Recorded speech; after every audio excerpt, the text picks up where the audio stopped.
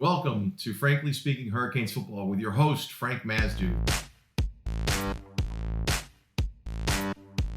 Well, everybody, welcome to Frankly Speaking Canes Football with my brother, Ray. Ray, it's good to see you, man. Dr. Ray, it's fantastic to have you back with us. And we're going to recap the last couple of weeks, all the events that have occurred from the coaching changes all the way to the recruiting class that just came in. And I wanted to get Dr. Ray's thoughts on in general, overall, about the job that the limited staff that Mario had did closing on the recruiting. So let's start there, Dr. Ray. Give me your thoughts on that. Well, I think it's nothing less than astonishing what Mario and his small staff did in the war room, the way they closed on some of the kids. You had mentioned prior to the show on this running back Citizen. I know you watch film and you're going to share some. But what a running back this guy is. He's a talent that we plucked out of SEC country. And he's going to come in and compete in a room that I think we're going to see some departures. I'm pretty sure we're going to see Cody Brown leave.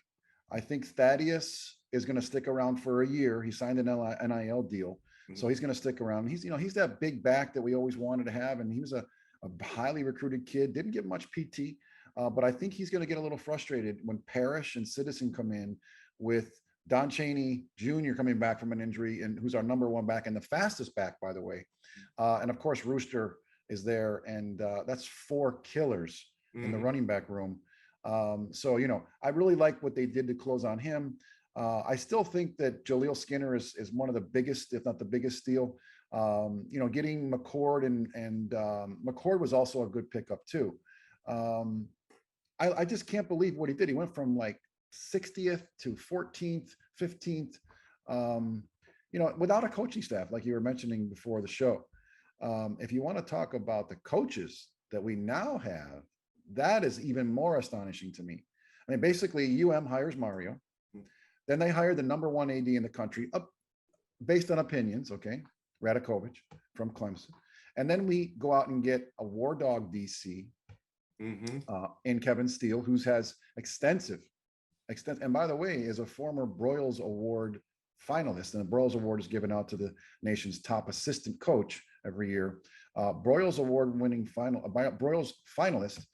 Coached at Auburn, LSU, Alabama. He's got tremendous experience in the trenches in the best conference in college football, and he's going to bring that mentality. And oh, by the way, he's a linebacker guru. Yes. So look for your guy, Basaint, to make headway early, especially under his tutelage. I really think that he's going to be an impact player, like you said. I agree with you. And so look for him to come out and play really well early. Also, we go and get Josh Gaddis, who won the Broyles Award as the top assistant in the country. And he's our new offensive coordinator. And we had mentioned a few names prior to your trip about, maybe Ken Dorsey. Was it going to be some other guys that could come in here and compete for possible? And apparently they interviewed a lot of people. But to go get Josh Gaddis, who's worked with a lot of the receivers from Alabama, Frank, Jalen Waddle, Riggs, Judy. Didn't he work with Judy too? Josh Judy? Jerry Judy. Jerry Judy. I'm sorry. Guys. Yeah, Jerry Judy.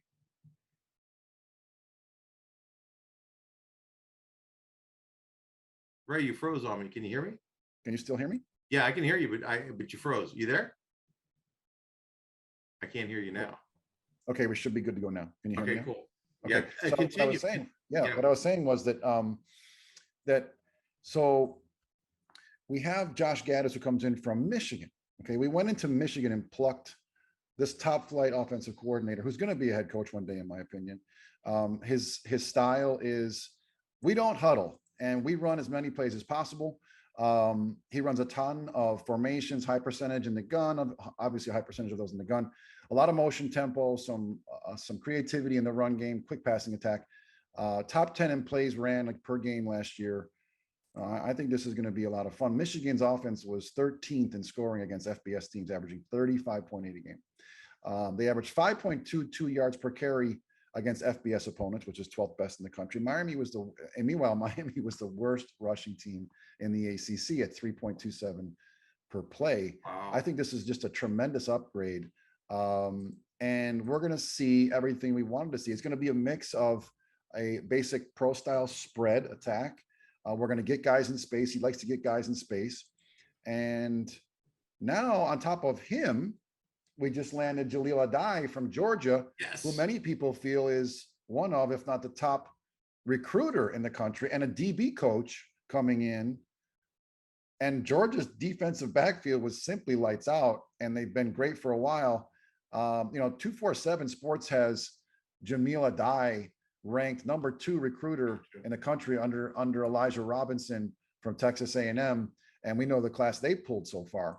I believe we just got another coach, a linebackers coach. I have to go into see where he came from, but he's going to be a good one too, from what I was just told before the show. Frank, we have an elite staff right now. Our strength and conditioning program, I had a couple additions this week alone that I think are going to be fantastic. We've solidified some positions on the offensive line. I think we're going to be strong in the defensive backfield. We're going to be a little bit weak at linebacker. And as you know, our edge players are going to be young, but they're going to be really good. I was disappointed we didn't get Shamar, but you know what? I wouldn't be surprised, and I've talked about this with some people in the know, if we don't see him in the portal maybe in a year or two, because they're stacked. What do you think about the staff's additions? I couldn't be happier. I'm thrilled, and I can't wait to see what they do in the spring. Well, there were a couple things that I thought we had to have. I didn't want them to hire a position coach and make him an OC or a DC, unless it was an NFL guy with a lot of experience that you could translate. So the fact that they got Steele, who's phenomenal, and the guy's got a 40-year background in collegiate football. He was a head coach, a defensive coordinator. He was at Alabama, along with this guy from Michigan, which, by the way, he likes to run a lot of 12 sets. So you're going to see multiple tight ends, which is huge. And he really likes to run the ball as well. A lot of flex. Yeah, he likes to flex. So I think that, and then to your point, I think one thing, there's a thread that runs along all these coaches. And that thread is they are all number one. First thing is they're top recruiters. They are top recruiters, and then they're excellent coaches. So you've got that combination. And the thing I heard about the guy from Michigan also is he was interviewing for the job at Virginia as head coach, and that didn't come through. And then I don't know if you saw the text, the Twitter feed on what he wrote to his players in his departure to Michigan, where he felt that he wasn't loved over there. He wasn't, in other words, I guess he was in line, or thought he would be in line for the head coaching job. And that never occurred because Harbaugh came back, but still, I think it's pretty telling. And then on top of that, what I heard was he got a really good pay raise. So he got a big payday, which is fantastic. Well, One of the kids I'm excited about is Cooper, though, the offensive tackle out of Alabama. I think that guy is going to start right away. And I have another question for you, because you're a strength and conditioning guy. I saw a little video clip of, I think it's Sao Paulo. Did you see that 715-pound deadlift? Yeah, 600-pound squat too. Yeah. Well, those Samoans, they're not shy about strength, and he's a guy that can come in playing right away. Yeah, and hopefully he will. We did make good use of the portal too. The kid from USC, who's a South Florida native. Oh yes. Defensive line. Parrish is a South Florida native. The guy you just mentioned is going to be come in, big, strong kid, is going to make an impact right away. I'm really happy. How about Frank Ladson? Frank Ladson was a tremendous recruit coming into 2 years ago, I believe. And he spent 2 years at Clemson. Unbelievable athlete. I think you're high on him. If he can just hang on to the ball and kind of mentally get himself the way that Rambo did this past year, who just had a phenomenal year and got paid. He got paid this year. So I'm looking forward to having a embarrassment of riches in the running back room, kind of in the wide receiver room. The quarterback room is loaded. Our defensive backs are loaded. Safeties are unbelievable. Our defensive line is going to be stout, especially on the interior, I believe. So, special teams. One thing I want to know is, are we going to hire a quarterback coach? Are we going to hire a pass game coordinator?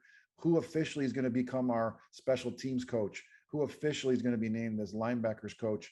And what kind of analysts are we going to hire? And just before we get into anything else, I did want to mention some updates on some recruits for 2023, which the numerous conversations I've had, 2023 is the year where there's just so much talent, especially down here. According to Kevin Brockman, True Ball, who's a guy that I just can't say enough about what he knows about recruiting for Miami football. He says we're in good with Jaylen Brown from Gulliver. And, you know, as we know, he's one of the top sought after receivers in the country. In fact, they have him rated just under Brandon Innes, who's another kid that we like, obviously. He's somebody out of Fort Lauderdale, out of American Heritage, and he's probably the most sought after receiver in the country, to be honest with you. But Jaylen Brown's right there. If he's not 3, he's 2. If he's not 3, he's 4. And all these lists, top wide receivers for this class.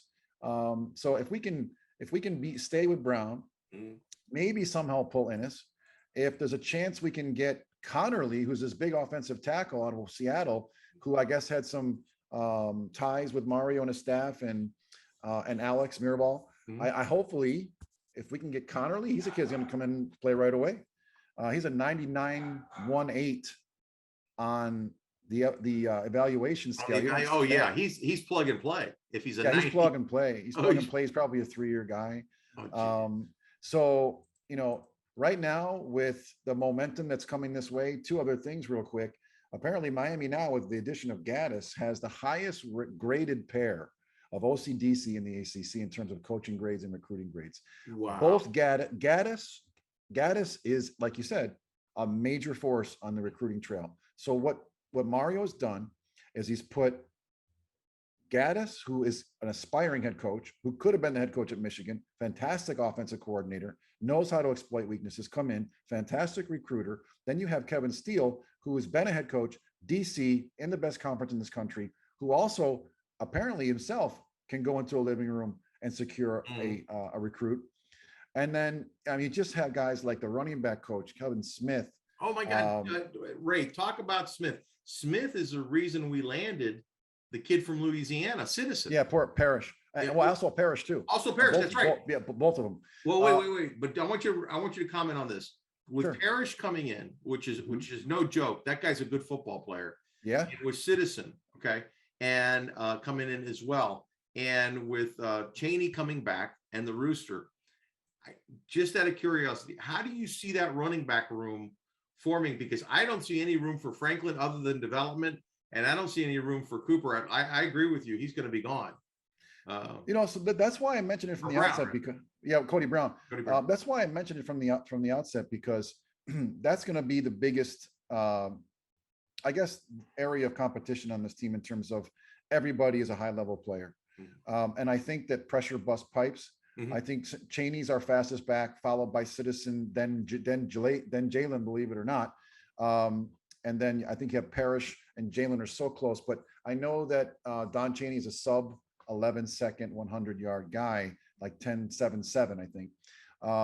And so look, I think Chaney's our best running back, but Citizen is a kid who's going to come in here and make some noise. Jaylen, what a season. He basically was, for all intents and purposes, he had, how many times did he have ACC player of the week in a row? Like 2 or 3 at least. You know, I don't know. I don't know what the hierarchy is going to be. I know that the tendency is to have guys who have a better grasp of the offense for pass protection play more than somebody who may have more raw talent, simply because pass protection matters. That's not to say that Trante Citizen can come in and learn the scheme and learn how to pass protect. Parrish has been a kid who's been a player in the SEC. He knows how to block. He played for Lane. How do you not know how to block? Kevin Smith, the running backs coach, he used to come to our gym here at 24 Hour. He's a kid who went to UCF. A guy who went to UCF as a running back. Obviously played for the Detroit Lions. He's a sought after running backs coach. I did my homework on and talking to some people, and they're super high on him. Super high on him as a running backs coach. Frank, we have put together here something really crazy in terms of the coaching staff. I'm almost in disbelief. And we have people asking questions and kind of concerned around the country because they know that a sleeping giant has been awoken.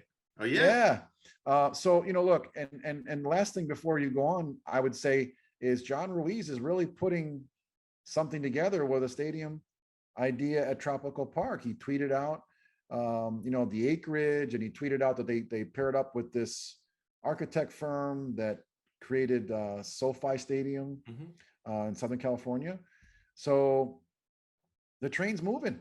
I just can't believe it. I think we're going to be a force to be reckoned. I think anything less than an ACC Coastal championship is going to be extremely disappointing. I know it's only year one, but the pieces are there. I don't know how you feel about that. I legitimately believe we can win the entire ACC conference. I don't think Clemson's going to be a juggernaut. I really don't know who on the Atlantic Division is going to be a force to be reckoned with.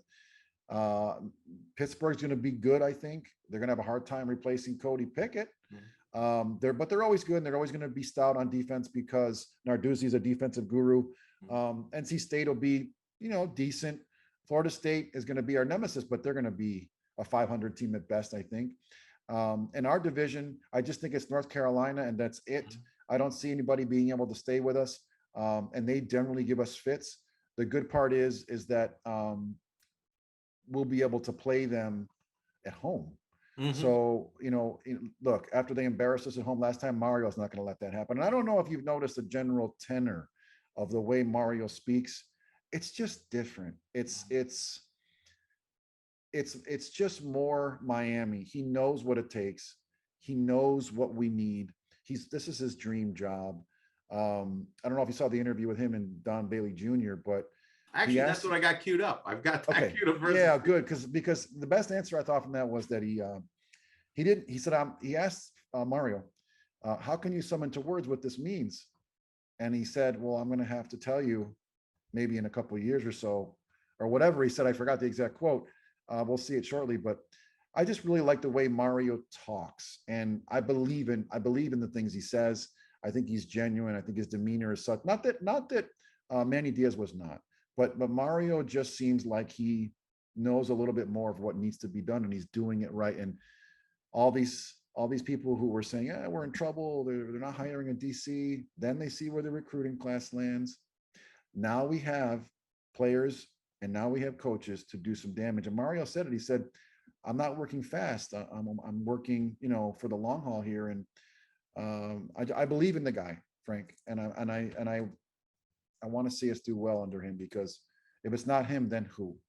No, how much longer would we have to wait? No, Ray, I couldn't agree with you more. The reason one of the reasons I believe in him is he spent his time at Alabama. He's paid his dues. He went to FIU, went to Alabama, got, immersed himself in the Alabama culture, made a lot of network connections. That's another thing too. He's got a lot of ties. One thing we did learn through all this process is that he believes in a phrase, loose lips sink ships, because nothing that anybody projected was on the radar. And nobody knew anything. Nobody knew anything. And this recent hire, and even the Steele hire, both these guys, they went through the interview process, and he talks about that whole interview process. So it's not like, he just picked up the phone and, last second brought them in. They would have easily been choice number one and choice number two, for choice number one for each position, OC and DC, no doubt about it, because they're that caliber individual. So who's to say that this wasn't the game plan all along, and he had to wait? The guy from Michigan, I forgot his name. What was his name? Josh, the OC? Yeah, the OC. Josh Gaddis. I'm sorry. Gaddis, he had to wait for Gaddis because Gaddis was being interviewed for the Virginia job. Gaddis was going to be a head coach for Virginia. He didn't make it, but that would have been one of the reasons. And Steele, I'm sure he could have gotten a head coaching job somewhere also. He may have been looking for that position as well. Well, it's funny you bring that up, because one thing we didn't really consider was that Mario was going after guys not only who were currently employed, obviously, but were seriously solidified in their positions and entrenched. I mean, Kevin Steele just got hired at Maryland. His name was on the door, and he just told him, I got to go. I'm gone. Bye. However, Gaddis was a guy who just won the Broyles Award, going nowhere, probably getting a raise at Michigan. They coming off a playoff season. And Mario goes in and plucks. That's amazing. Right out of there. That's freaking amazing. We didn't think about and naming the guys we thought could be it. We weren't thinking about guys that were that successful at big time schools could be candidates. So Mario really kept the lips tight on this one. I joke around with my friends because, I know some stuff about the program, and I'm connected a little bit, but it seems like the insider for the last 3 months was just dead, because that's how good Mario had this thing on lock. And I have no shame in saying I didn't really know what was going to happen. And I feel like some of the names being thrown out there were just never going to come to fruition. I thought Ken Dorsey had a shot. I liked your thoughts on him, but we knew after the Buffalo season he was going to get a chance somewhere in the NFL, and he took it. And congratulations to him. Absolutely, he deserves it. Yeah, no, I couldn't agree with you more. It's an amazing 3 weeks that felt like 3 months. I mean, yeah, and it's not because it's because so much was going on behind the scenes. We weren't actually seeing it, and you're waiting. You're worried that the recruiting class is going to dump. It's going to be ranked 50th. You're not going to. And he brought in offensive linemen, defensive linemen. He's focused on the weak spot on the team, and he's solidifying that. And then the thing with the kid Citizen, in my opinion, Chaney comes. My opinion, I think Citizen starts game one if Chaney's not ready. He, you're going to have a lot of the Rooster in and out because you just can't beat up the Rooster. But Citizen would be and Parrish, those two guys would be the heavy lifters going in, and then you'd sprinkle in a little bit of the Rooster, so that you can have that speed and stretching out the defense and doing that. But those two guys have the ability to carry the bulk of the load. And Franklin, I think, needs a year to develop, because what I heard about Franklin was his discipline, his ability to transition from high school to college, and the things that are required. He wasn't there mentally. He wasn't prepared for that. And that may be the case. Let me expound on that point that you brought up on Thaddeus, because I was told directly that Thaddeus' work ethic was less than desirable, and that the only player that was late for any meetings since Mario came here was Thaddeus. He was the only one that was late. And I think that's, and I understand that his father also has not always had the kindness of words, whether it's in social media or to the coaches directly. That's why I mentioned him being possibly on his way out.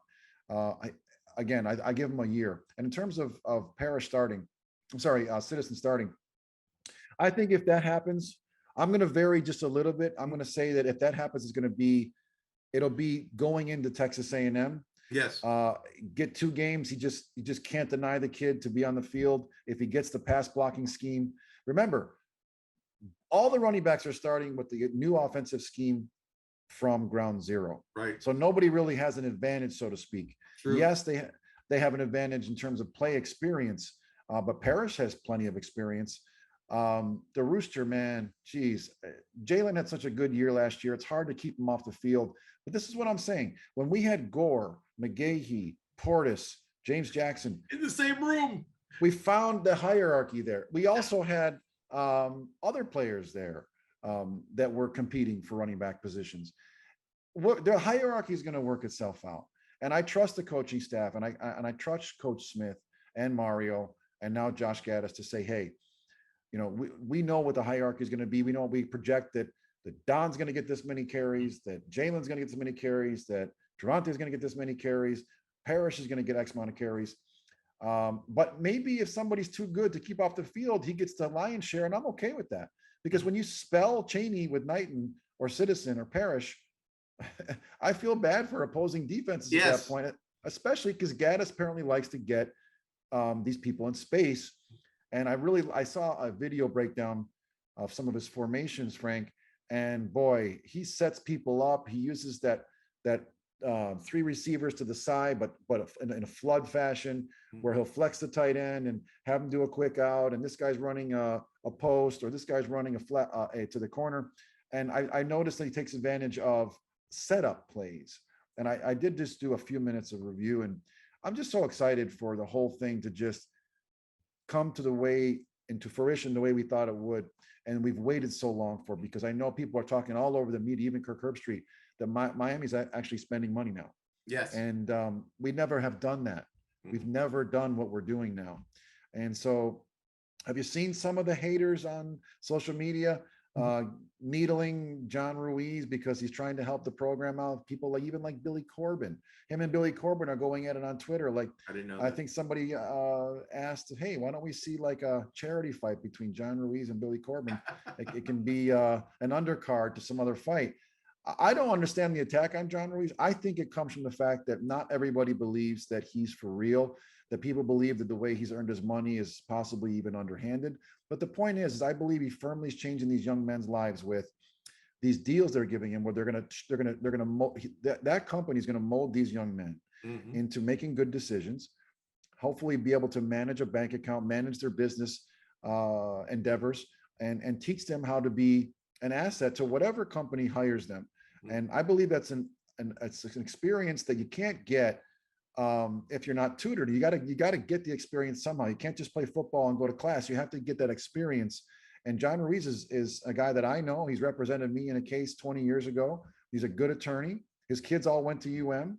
And I believe that he is 100% in this with his heart. And he wants to make not only Miami football, but the University of Miami and the surrounding community that much better with his ideas of helping out the program with money and funding, and also bringing a stadium to Tropical Park, which it looks like could actually happen. Yeah, it does. It actually does look like it could happen. Now, I want to make a couple comments on Sure.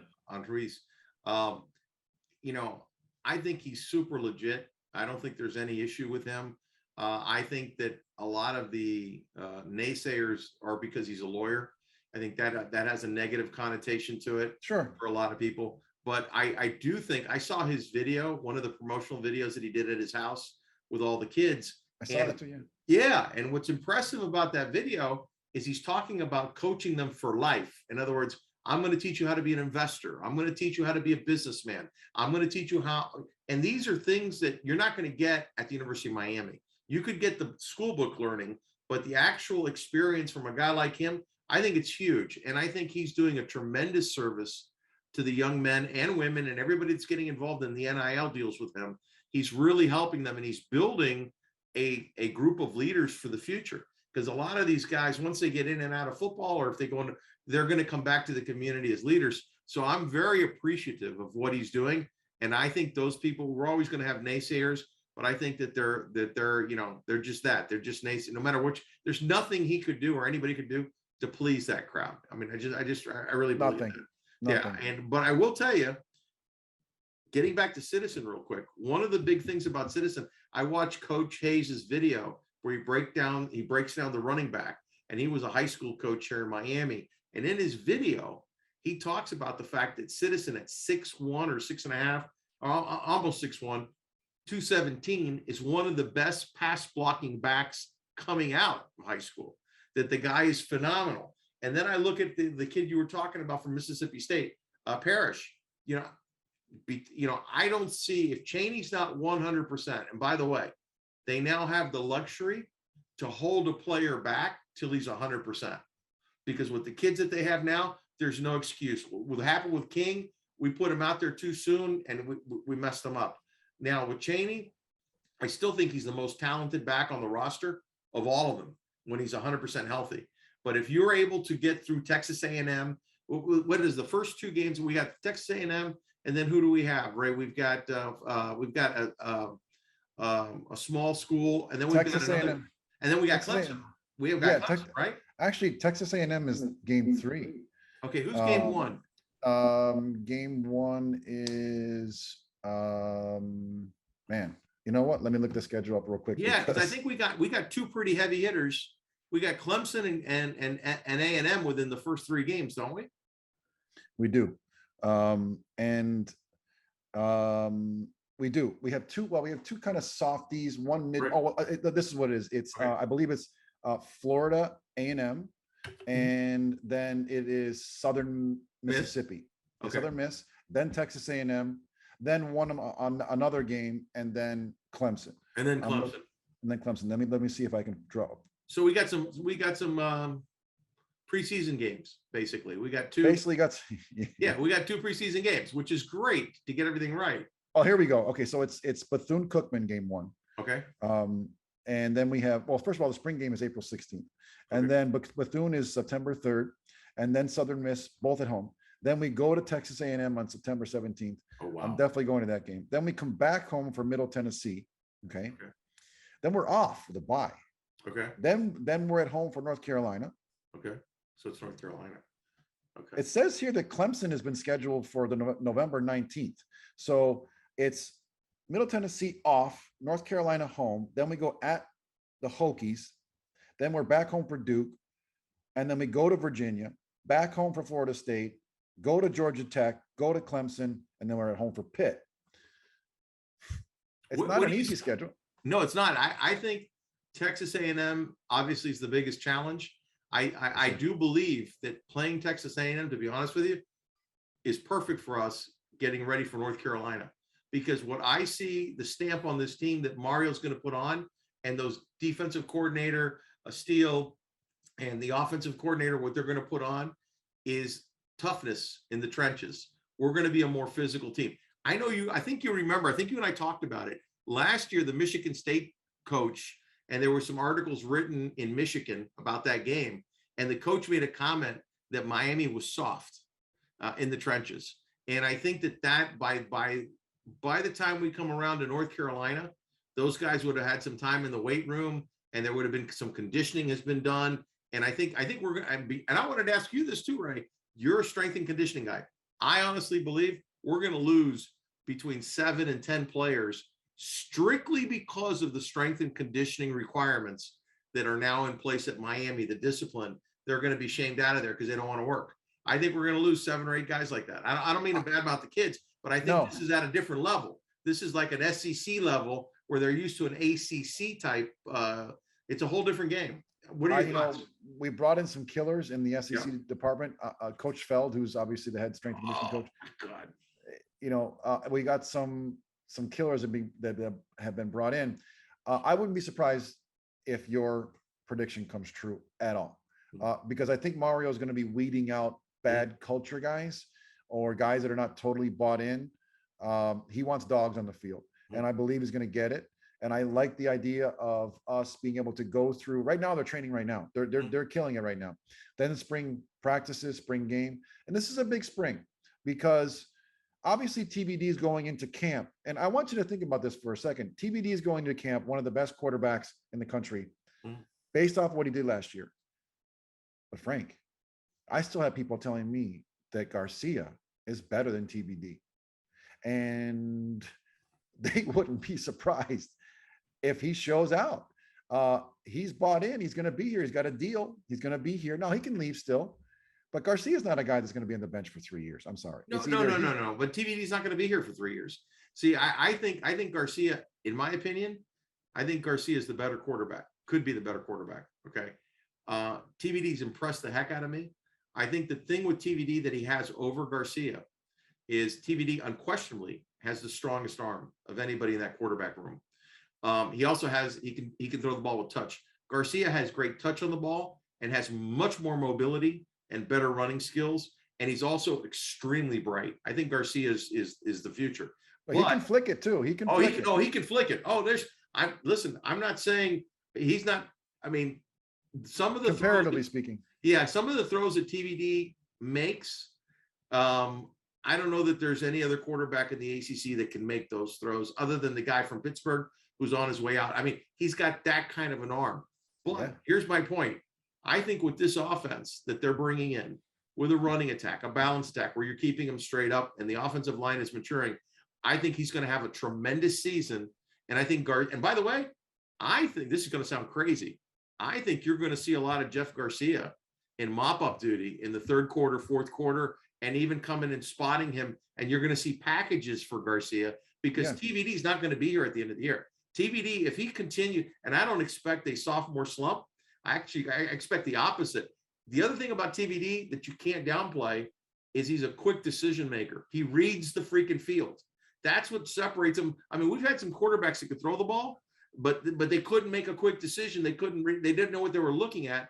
He sees the open man and he knows where to put the ball. So I think TBD's here for a year, but he's gone after that. What are your thoughts on that? I agree with you on his decision making. I mean, I've seen him check down. I've seen him go through his reads, his progressions, then make an accurate throw. Oh, by the way, super sneaky in the pocket and eluding rush. which is an underrated trait that nobody really talks about unless you watch him every play. TBD is not easy to get to the ground. And that's saying a lot because our offensive line lacked a little spunk last year. Did a pretty decent job toward the last 4 games. They protected him extremely well. But I've seen him escape the pocket a few times, and I was just like, wow. And once he gets going in a straight line, he's a good athlete. He's pretty quick. Frank, how about the trio of tight ends we have? Oh my God. The best one might not even be on campus yet. And Skinner, Arroyo is going to be hard to keep off the field. Will, hey, Will Mallory is a kid I've always liked. I love Will. Yeah, I do too. He's a great kid. Miami Hurricane. Tons of potential. Look, this tight end room, this running back room, this receiver room, and I'm curious to know what the starters will be at wide receiver. What do you think, if you had to give me 3 guys right now they're going to start a receiver, who would they be? Do you think that Ladson comes in and starts? I think you said that to me privately. Yeah, I think Ladson is starter from day one. Smith on the opposite side, number 5. Restrepo? Yeah, Restrepo be in the slot. And then you're going to also have Jacoby George for sure. Jacoby George, but also the kid number 12, the other Smith. We have 2 Smiths. Okay. Brashard Smith. You cannot keep Brashard Smith off the field. I'm sorry. You got to put him at running back. Yeah. I don't care what you do with the guy. The guy's got lightning speed. And Jacoby George, you cannot keep him off the field. No, he'll be returning punts most likely. No, but you also got to have him as receiver. And Romello Brinson too. Yeah, and Brinson. Now I look at George as Mark Clayton. George has the ability, and with a lot faster. He has the ability. He has body control where he can stop. He's got great hands. He's got great. I think they're going to be hard pressed. They're going to have a tremendous rotation. And then they got this kid, 6'3", that they just recruited that just came in this class. And by the way, you and I didn't make mention of him, but they got a walk on. Did you hear about that? The running back, the legend kid. Yeah. Mm-hmm. Yeah. And I think that kid is there to replace Brown. To your point, when you said that Brown's probably going to leave, you need to have a guy that can sit at the back of the lineup and work hard and be ready to go in case somebody gets hurt, but knows that he's not going to start, that doesn't have expectations. As a legacy, I think he earns a scholarship as long as he works hard. He's a good player. He's a legacy? Yeah, it's a legacy. His father played here. I didn't know. Yeah. So, look, you make a good point with that. It's going to just be exciting how the depth chart plays out. I think it's going to be Ladson, Restrepo in the slot, and Keyshawn Smith, who's just a dynamite, goes after every ball like it's his last ball, catches everything that's thrown to him. We have a trio of tight ends plus a couple guys behind them that are like Mammarelli is a kid who comes in and he's a great blocking tight end. Yeah. Frank, I'm so excited. Oh, I am too. Well, let me do this real quick because I just want to bring up this. We're kind of a little bit behind here on this one. Let me see if I can get the cursor. I want to bring up this particular play here. Let me see here. I think the linebackers, by the way, are going to be Basaint. They're going to be probably Christian Smith. Is that who that kid is? The kid who came from safety or striker? Yes.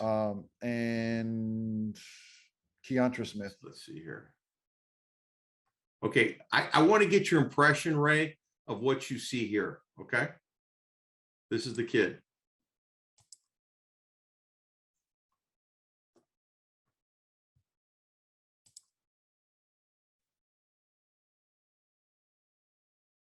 His vision, his field vision is what impresses me. Change of direction, his ability to keep without losing speed. Yeah, when he plants and gets upfield, it's very, very sudden, and he's a big guy.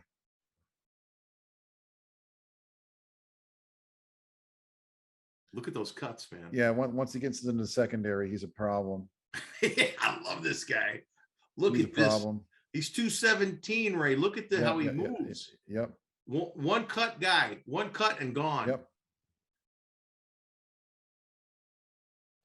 He's a prototypical Alabama back. Yes, that's what I was going to say. Ray, really he's an SEC back. You're right. He's like an 100%. Alabama back. Yep. He's going to be a big problem to keep off the field. I don't think he's going to be able to be kept off the field, to be honest with you. See, I see him as starting day one because Chaney may not be ready. He had a pretty big ACL, and you don't want him to get hurt. But between him and Knighton, the Rooster, and Parrish, see, you can't keep Parrish off the field either. But this kid, I think this kid's better than Parrish, honestly. Look at the balance. That guy before him, in the previous clip, had the angle on him and just outran him. Oh, yeah. Pardon me, coming through. Right, look, Yeah, Ray's got he good just speed. houses it. He just houses it. He's got good speed. He's also not a media guy, by the way. He very hard to get an interview with this guy. Look at the speed. Look at the speed, Ray. He's outrunning the safety. Look at that. And he had the angle on him. No, man, I don't see any way you're keeping this guy off the field. You're not. Yeah. Look at this. Look at this. Look at that screen. Oh, man. I can't help but be excited. And we got a better offensive line. And you got that guy running the ball. He's prototypical.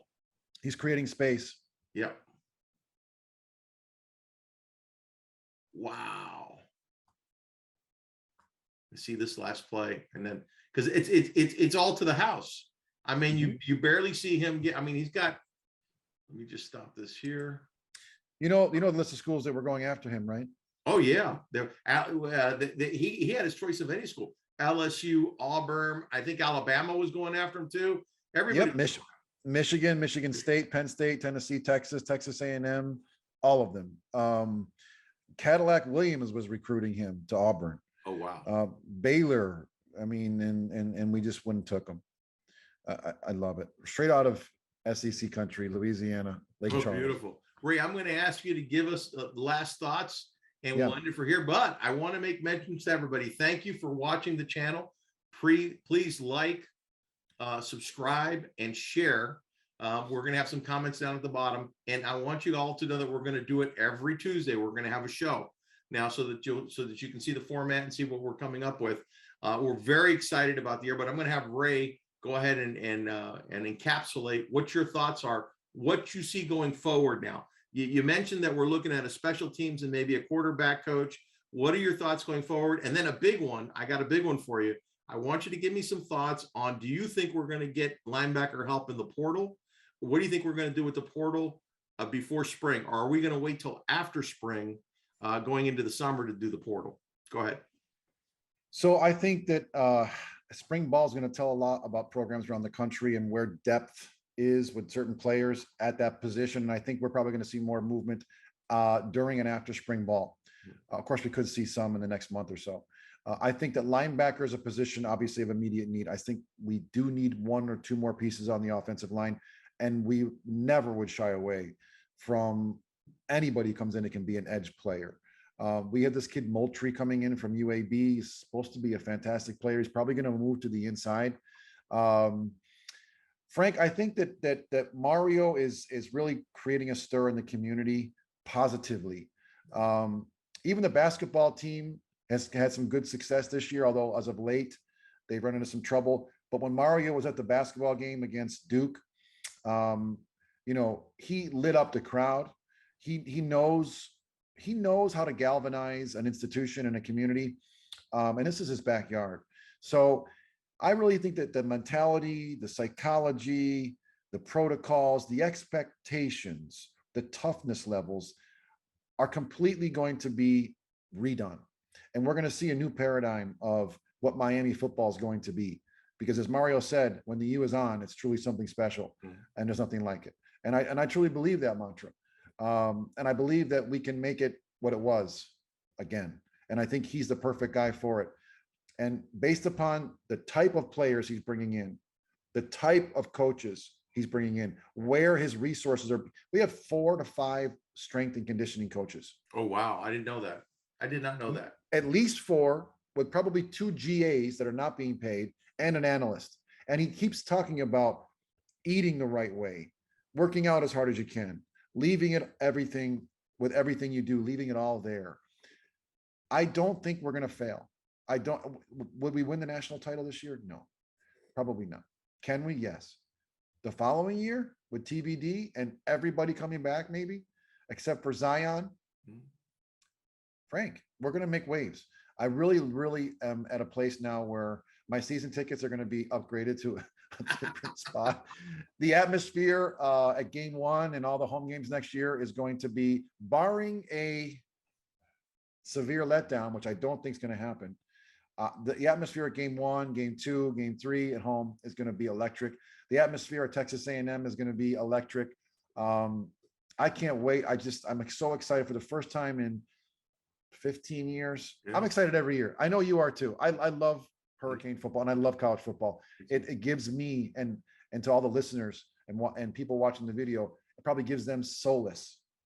When football season's here, it's a time for gathering. It's a time for excitement. It's a time for tremendous athletic play and camaraderie and all the pageantry that college football brings, and all the analytics and all the breakdowns and the new players and the impact players, Cinderella players. So I think that, Frank, we're going to have a lot of fun doing shows this year. It's going to be a great build up to spring ball and a great build up to summer camp. We'll pass on some good information to the people who follow the channel. I'll do my best to get some more subscribers so we can get the messages out. And I look forward to all that, doing that with you. Oh, I'm really excited, Ray. I'm excited about us having the weekly shows and talking about it. All your points, I see it happening, but I'm going to share something with you that is just kind of crazy. Okay. And I'm prefacing it because it is crazy, but I want you to think about this. Sure. I agree with you. If I were to lay odds, I'd say there's an 80% chance that they win the Coastal as it is. Okay. It should be 100%, but we're getting there. If they make it into the ACC championship game against Clemson, let's say, because that's who they'd probably be playing. Or Wake. Yeah, it could be. But I think Wake lost a lot of players to graduation. But let's say whoever it is. Yeah. And we win the ACC title game. Playoff. We're in the playoff. We're in the Final Four. So the leap, the potential is ridiculous, because the one thing that I've noticed is the teams that are successful and the teams that are not, all the teams that are successful have a franchise type quarterback, and TVD is a franchise type quarterback. Now you surround that player with an offensive line and a D line that is, average to good. Doesn't have to be great, but it has to be average to good on that offensive line. And you've got a really good aggressive defense, which I think we'll have, because we've got some great DBs.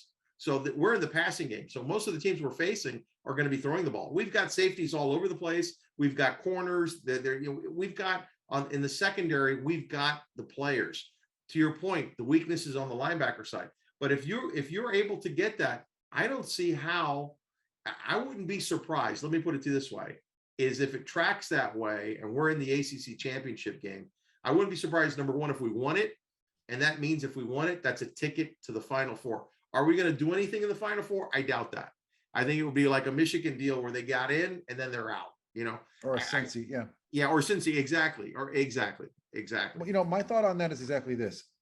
It's a very good thing that Texas A&M is early in the season, game 3. Yes. Because if we lose a tight game to Texas A&M, which by no means am I saying we will, I think we'll win the game.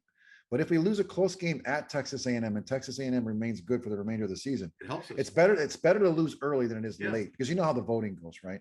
So it's better to lose early, recover, go on a winning streak.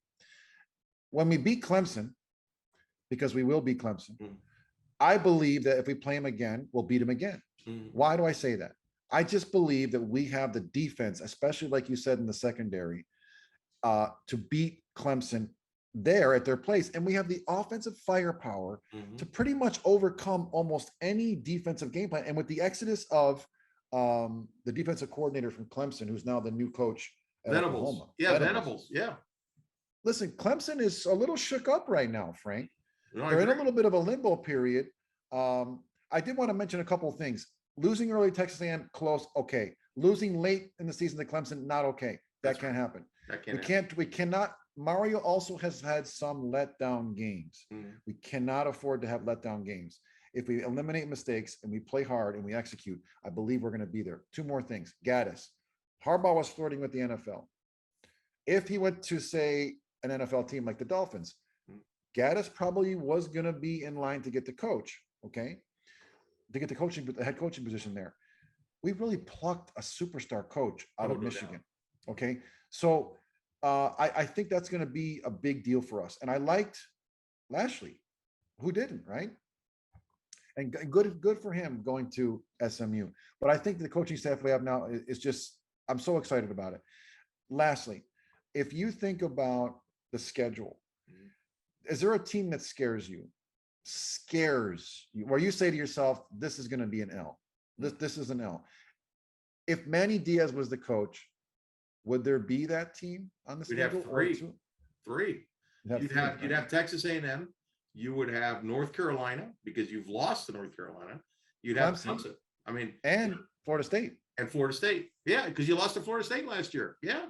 I mean, it would be a completely different situation. Like you mentioned, it's a totally different football team going into spring. There's no doubt about it. In 2 months, our path to the playoff, like you alluded to, is right in front of us. We win the Coastal. We get to the ACC championship game. We can beat anybody in that game, and we should, to be honest with you. And then guess what? If we're a one-loss team, definitely in the playoffs. We could still get in the playoffs as a two-loss team. Let's say we lose to A&M and we lose a close game to Clemson. We play Clemson, we beat them. Depending on what's going on around the country, we could still get in as a two-loss ACC champion. It's possible. So much on the horizon, Frank. And I can't wait to get to it. Listen, I'm going to tell our audience to please like, subscribe, and share, and give us your comments down. If you like the content, give us some comments about it. We'll interact with you, and share it with all your friends and neighbors. We're looking forward to a fantastic university year. And Dr. Ray, I appreciate you, man. Really enjoyed spending time with you, talking about the U. Always a pleasure. Go you. God bless you guys. And we'll see you next Tuesday night. Have a great day, my friend. God bless.